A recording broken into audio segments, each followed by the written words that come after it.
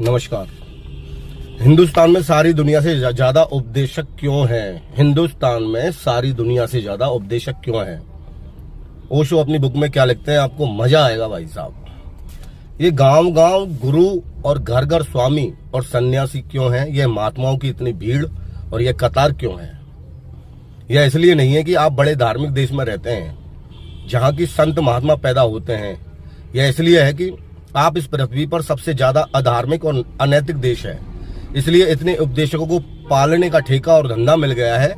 हमारा तो जातीय रोग हो गया है।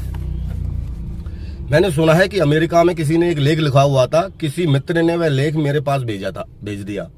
उसमें एक कमी थी, उन्होंने मेरी सलाह चाही।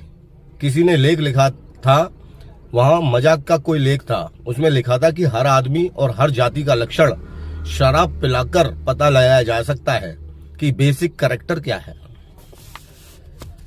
उसने लिखा था कि अगर डच आदमी को शराब पिला दी जाए तो वह एकदम से खाने पर टूट पड़ता है, फिर वह किचन के बाहर ही नहीं निकलता, फिर वह एकदम खाने की मेज से उठता ही नहीं, बस शराब पी कि वह 2-2, 3-3 घंटे तक खाता रहता है।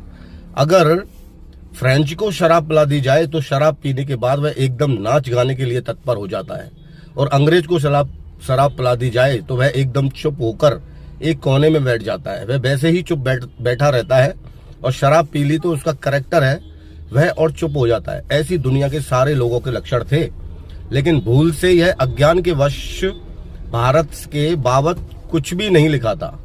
तो किसी मित्र ने मुझे लेख भेजा और कहा कि आप भारत के करैक्टर की बाबत क्या कहते हैं? अगर भारतीय को शराब पिलाई जाए तो वह क्या करेगा?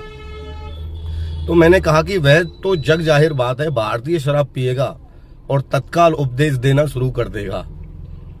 यह उसका कैरेक्टरिस्ट है, वह उसका जातीय गुण है। यह जो उपदेशकों का समाज और साधु संतों और महात्माओं की लंबी कतार है, ये रोग के लक्षण है, ये अनीति के लक्षण है। और मजा यह है कि इनमें से कोई भी भीतर हृदय से कभी नहीं चाहता कि अनीति मिट जाए, रोग मिट जाए, क्योंकि उनके मिटने के साथ वह भी मिट जाते हैं। प्राणों की पुकार तो यही कहती है कि रोग बना रहे और बढ़ता रहे। तो भाई साहब, कैसी लगी आपको ये हिंदुस्तान के शराबियों की बात? धन्यवाद, थैंक यू।